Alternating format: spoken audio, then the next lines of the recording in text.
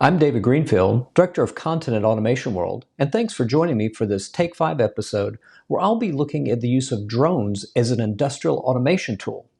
So your first thought is likely, what do drones have to do with automation? And that's a reasonable question considering that drones are not typically seen as a direct part of the sense, decide, act, control loop in which almost all automation technologies tend to fit. But if you think of drones as a sensing tool, you can begin to see how they could play a big role in automation. So the first thing to understand about this is how drones can be used as data collectors. And it's not hard to understand this when you realize that industrial drones are typically outfitted with an onboard computer, multiple sensors, GPS positioning, accelerometers, and high-definition cameras.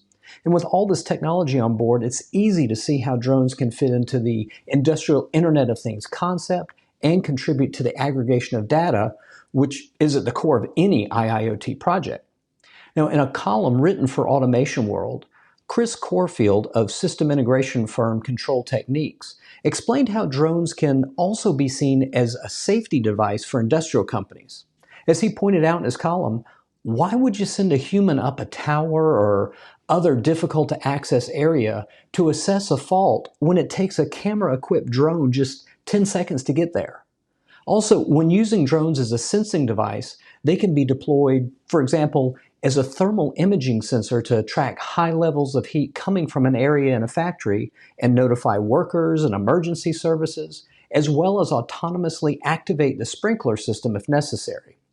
Now, one technology company focusing on the use of drones to collect industrial data is Digital Aerolis, an artificial intelligence and autonomy-focused business that also makes the AirTOS drones.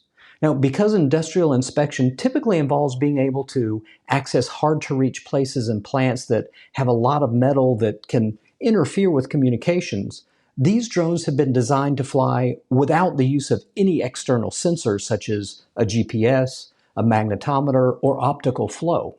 And the AirTOS drones are made of carbon fiber, so they can bump into walls without negatively affecting their operation or getting damaged. And the company says its drones are currently being used in the oil and gas, warehousing, energy, and underground mining industries. Now, Bentley Systems is an industrial software company that's been combining drones with its software for years now to help with facility design.